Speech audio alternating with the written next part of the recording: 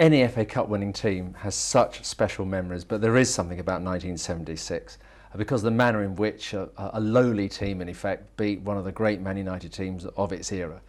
And you were all an extraordinary bunch of characters. Bit by bit you put that team together, and there's some fantastic stories, fantastic people, and you were captain of this bunch. First, what was it like to captain them all? Beyond reproach. I mean, to come down here, I think the term scrap heap was used. I was at Sheffield Wednesday and I was discarded there, an older player, younger players coming in, so I needed to be offloaded.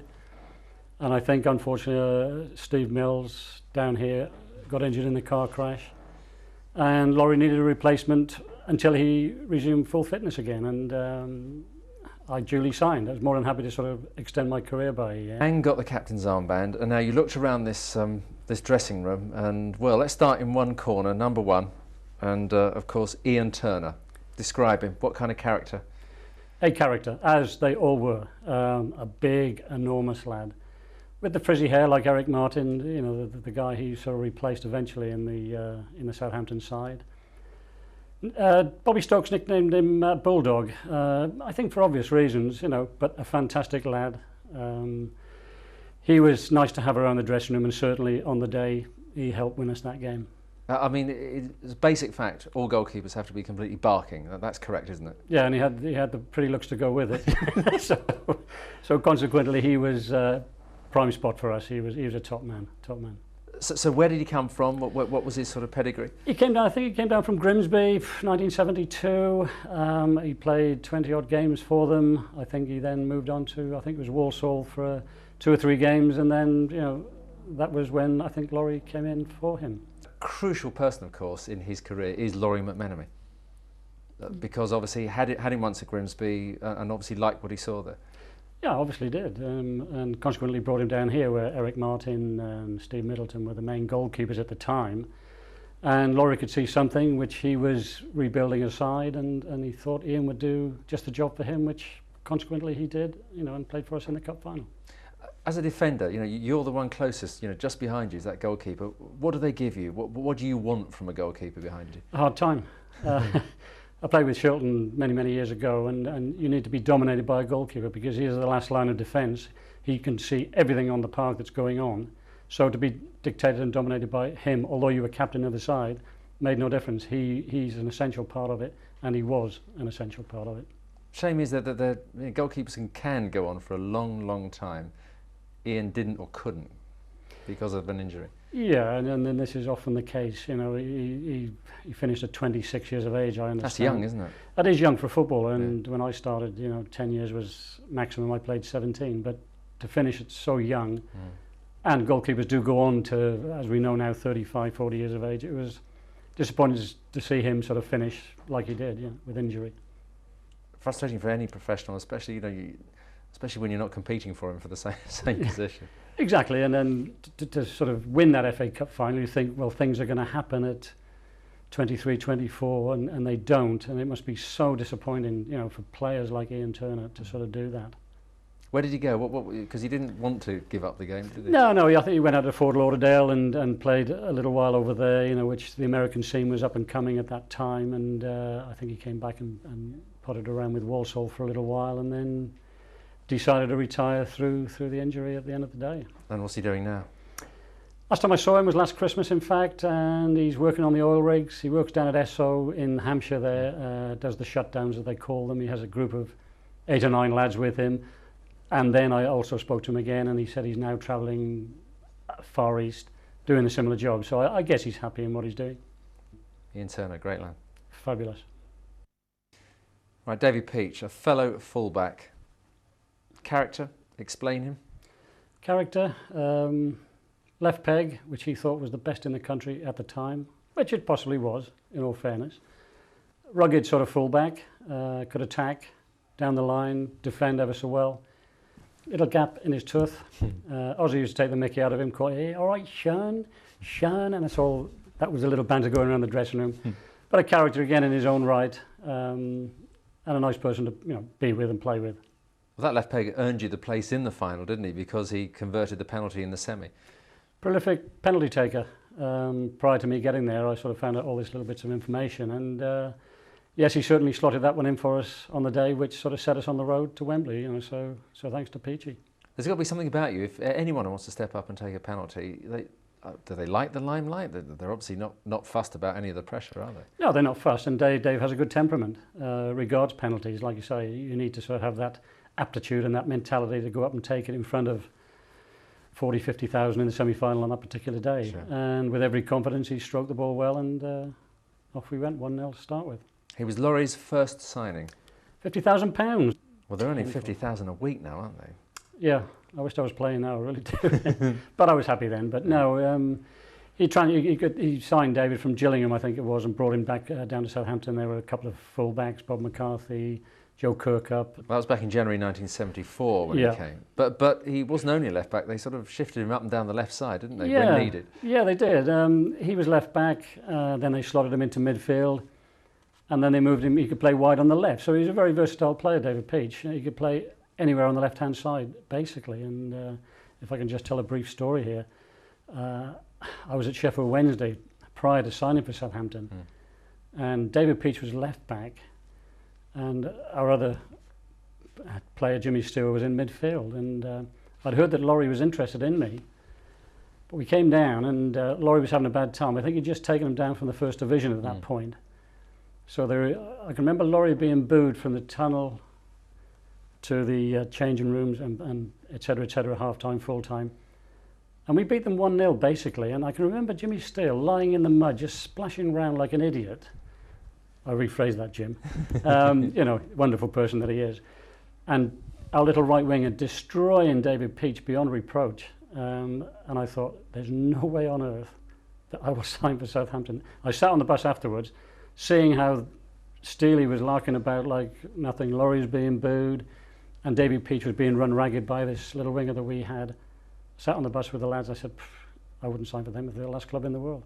I signed in July, and I'm glad I did. and where did he go from there? What about sort of after that? During his playing career, he had a little fish shop, or fresh fish shop, down in Lymington in Hampshire, and he used to share that with his partner. You could tell he worked in that particular job because he used to stink when he came in the morning. So he had to have a shower before he actually sort of got training. So he had that to start with, and then when he finished his career at Southampton, he went into the building trade with Linden Homes and Barrett Homes, I think. And now I think he's settled down to a little builder that does executive homes in Hampshire. And I think he's more than happy, and it's always nice to see the guys. Hang on, so get this right. As a player, he had his chippy, and he used to come and I hope you got some decent fish out of it. I never did, but Ozzy used to go down and get the turkeys and the fish from him. So yeah, the lads used to use him. Now, obviously, when it comes to the FA Cup final, he was in a very, very crucial place at a very crucial time, wasn't he? Certainly was. Coppell was the England flyer at the time, and I can remember the ITV interviews that were on at the time, and I can remember the two guys that were being given the interviews and having a chat amongst themselves. The two fullbacks are going to be destroyed by the two Manchester United wingers. Mine was Gordon Hill, obviously, and Steve Coppell, and boy did David Peach and Nick Holmes do a good job on him. Stopped him playing, which is all part of the integral part of the team, that we've all got a job to do, and we all did it in a superb way. And David on Coppell, not a problem. And with the seconds ticking away, what happened? It transpired that he was the last person to touch the FA Cup final ball, because Peachy looked at Clive Thomas and said, how long to go? He said, pick up the ball. He said, that's it. So Peachy picked the ball up, he blew the whistle, and that was the end of the game. I didn't see that, because when the whistle went, I just jumped up and touched my knees, and I was shaking like a leaf. So I didn't see who touched the ball last. I understand it was Dave Peach. I mean, the actual words allegedly were, give me the ball, congratulations, you have just won the cup. Yes, and how I wished I'd been there. It took about a split second to get across to me, but that must have been a fabulous feeling. And yeah, Dave was the last one to touch there. Clive Thomas has humour. I'm shocked. I am shocked as well, because he always used to book me. Centre halves stand there where it's all happening all around them, and one of them was Mel Blyth. Again, another character. In his own right, and they are in their own right. And to be put together as a team is like, Laurie did a great job, I think, in my opinion. Quality player, good defender, could control the ball and bring the ball forward and what have you. And good to have in the side because he stood no messing and took no messing from anybody, straight down the line. And he has to work very well with his fellow centre half, Jim Steele. So what were they like? Because they're very different characters. Totally different. The gel was superb as far as I was concerned, to have those two different types of players, a right-footed player and a left-footed player like Jimmy Steele, again, who was a character unto himself. But as a unit, they just knew what was going down between them, and the full-backs just moved around from that. And they because you only have a split second to get it right in that position. Oh, absolutely. And two of you have got to work in tandem there. And they were, and they did, and that was a good partnership.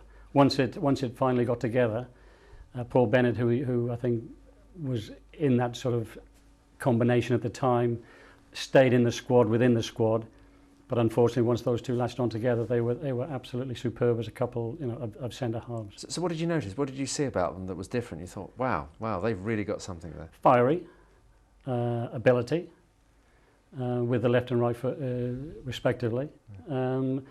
And I think they respected each other, which I think is a great thing to have with a combination like that.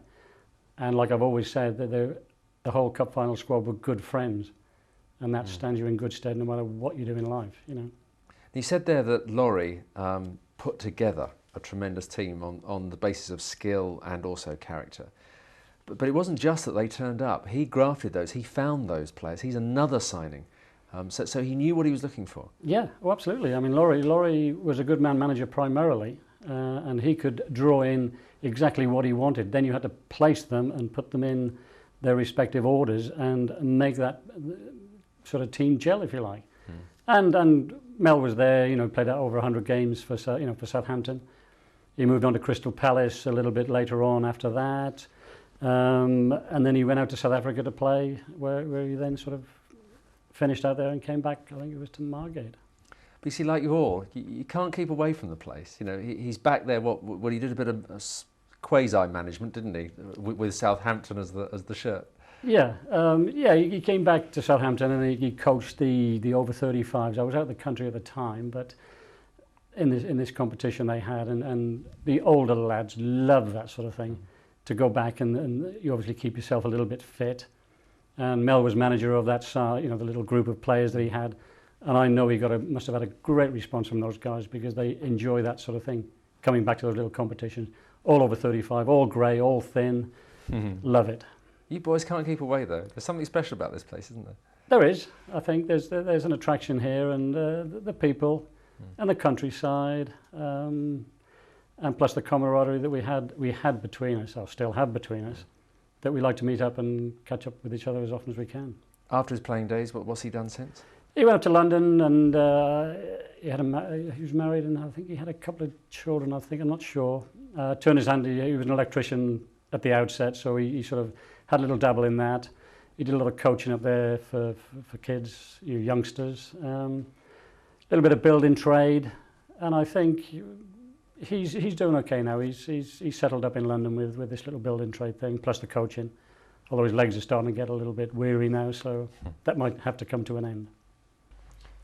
We've talked in detail about one part of the centre-half combination, but there has to be two, and the second one, there's only one Jim Steele. And I'm glad he was there, believe me. He was an integral part of the side, fabulous character. I enjoyed a few drinks with him when I first arrived in Southampton. I went into the licensed trade eventually. People ask why. I said I used to knock about with Osgood, McCalliog, Jimmy Steele. So they took me around to all the pubs in Southampton. It cost me a fortune. I didn't realise I was a young lad coming through, and they made me buy all the drinks, which, is fine. But I learned a lot from those guys I've mentioned. Wonderful characters. What on earth was he like in the dressing room? Noisy, bubbly, the sort of person you needed in a dressing room. It was never quiet when he was around. Just a wonderful character. Because especially when, if it's getting down or things are quiet, not going quite your way, Needs to be someone who needs to step up there. He'll say something totally outrageous which will set the whole dressing room alight, and then he'll sit in the corner and be quiet whilst everybody else sort of got on with it. So he was the main man, one of the main men in the dressing room. Came from Scotland, of course. Bought from Dundee. Yes, I think Ted Bates purchased him. That was a good purchase. I think it was £80,000 at the time, and he was Mr. Versatile. Basically, he occupied a lot of positions, you know, on the left-hand side, but mainly at the back, where he was, you know, solid as a rock. He didn't need any encouragement after you won the FA Cup final, did he? No. There was a little time, I think, with reference to the Peter Osgood scenario. I think we went down to I think it was a Tiberius club, and the FA Cup was there, followed us around wherever we went, and all the lads were there having a good time. I think Ozzy, the story I tell anyway, Ozzy came up and said, Pedro, he said, I want the FA Cup. I said, you've got no chance. He said, I'll bet you a bottle of champagne, I'll take it home. And we had a little chat, and like I say, the story I tell is that we got the FA Cup to be taken outside with a photograph, and the security guy was like, that's okay, no problem, you just wait there, no problem. Managed to get outside, Ozzy, gone like a shot, cup and all, went back in. Nobody seemed to notice what was going on, and all of a sudden somebody said, well, where's the FA Cup? I don't know. I brought it back in just now and it's somewhere, and everybody went crazy. I didn't know then at that point what had happened to it. Transpired, I think it was maybe 2 or 3 o'clock in the morning, wherever time it was, and the little hamburger stalls that used to be in the centre of Southampton at the time were all there, parked up, people coming out of the nightclubs and what have you, and Ozzy pulls up, and I think Jimmy Steele was with him as well, and they pulled up. Hi Ozzy, hi Pete, Steely, how you doing? Oh, fine. Oh, great FA Cup, and that. Oh, where's the FA Cup? In the boot. And they all looked and laughed, and Ozzy proceeded then to open the boot, put the FA Cup on this bar at 2, 3 o'clock in the morning, and these lads' eyes just couldn't believe it, pouring cups of tea in there, and or everybody drinking from it, and everybody having a fabulous time, and Ozzy then proceeded to go home and plonk this FA Cup down on the sideboard and just look at it and say, well, that's ours, or mine for tonight. You're captain, you're supposed to be in charge of this lot. What kind of a job were you doing? I thought a brilliant job, because it's a story I love to tell, and I will continue to tell it as long as I live. You couldn't have cared less after you won it. No, it was, and Ozzy did return it in all fairness. Yeah. Quickly ran upstairs, plunked it outside the gaffer's room and ran away. I think you got fined £100 for it, you know, but it's well worth it. Yeah. Now, of course, Jim played with such distinction over here, but also made quite a name for himself in America. Yeah, I think he was quite a strong player out in America. I don't know too much about his history out there, but I think it was Pittsburgh and Memphis I think he played for. And what kind of other players would have been out there at the time? Pele, Beckenbauer's, it was just starting to come through, Georgie Best, you know, there were some good players coming towards the end of their, not end of their careers necessarily, but, you know, there was a lot of money going on out there, and they were drawn by that, plus the rapport that the Americans have, and the bright lights, the glitzy bits. So I think that would suit Jimmy Steele down to the ground, I would have thought. And he was out there 12, 13 years. And then when he finished playing out there, I think he had an electrical side to him like Mel Blyth. And he got a little job doing the underground cables there, had a bunch of guys who he worked with him or whatever. Much is made of striking partnerships, but the centre halves have to be absolutely close-knit, don't they? They do, and you have to have almost chalk and cheese, if you like. You know, you can't have 2 big bruisers, 2 big bullies, 2 good headers of the ball in that sense.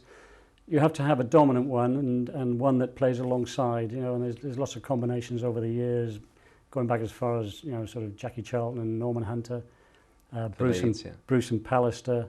Mania. Yeah, Man United, and they're different types of players, and you have to have this balance, and the manager has to recognise that, and he has to get that balance right for the team to sort of do well, because they are at the centre of the defence, and everything sort of is pivotal to that.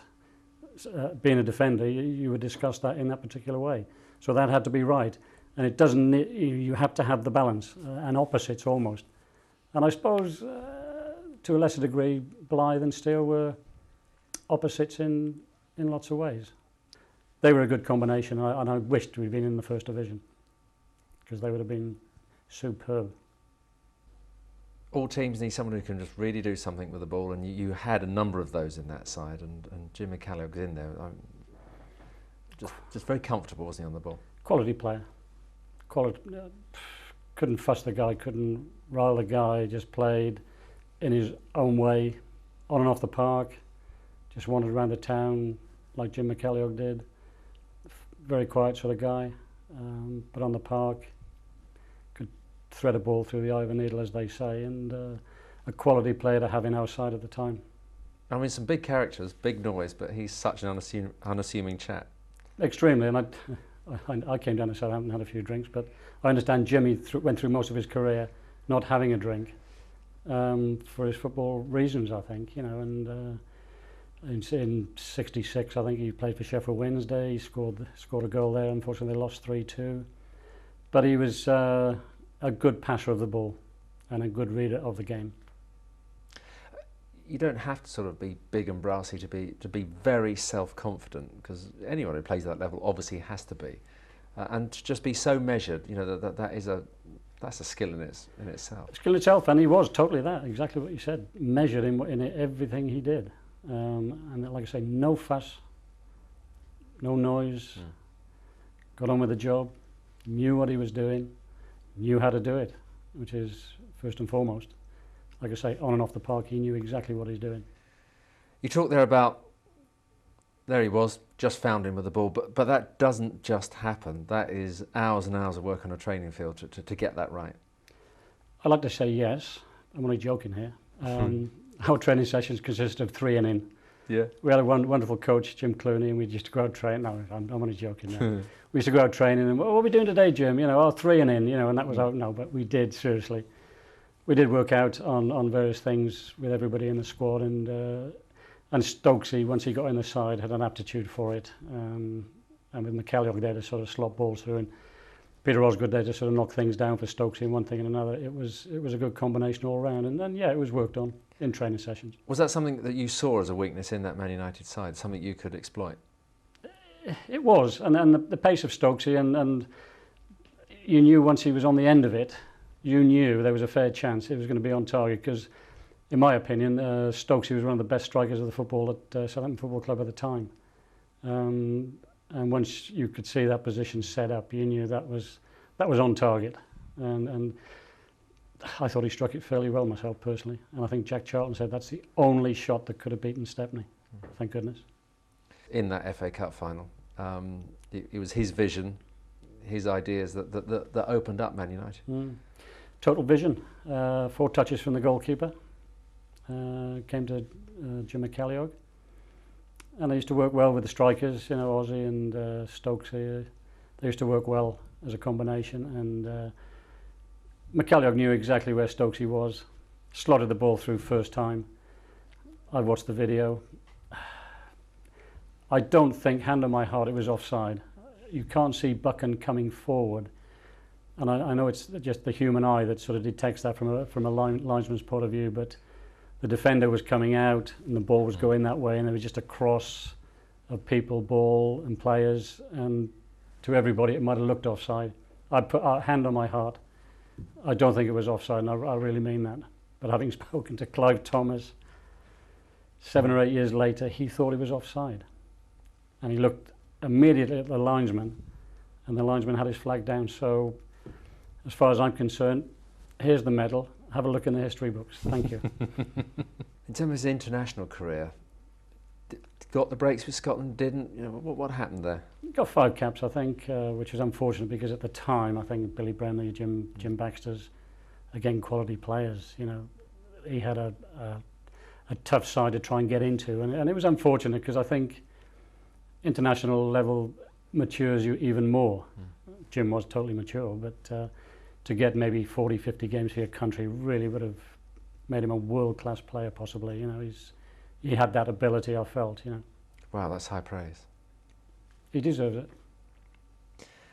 Jim's another one who's found his way to America because it was a heady time, wasn't it, out there? It was, yeah, and Jim went along there. I was invited to go out there. I chose not to go for whatever reasons, but Jim had a reasonable time out there. I think he came back in 1990 and he managed Halifax Town for a brief period.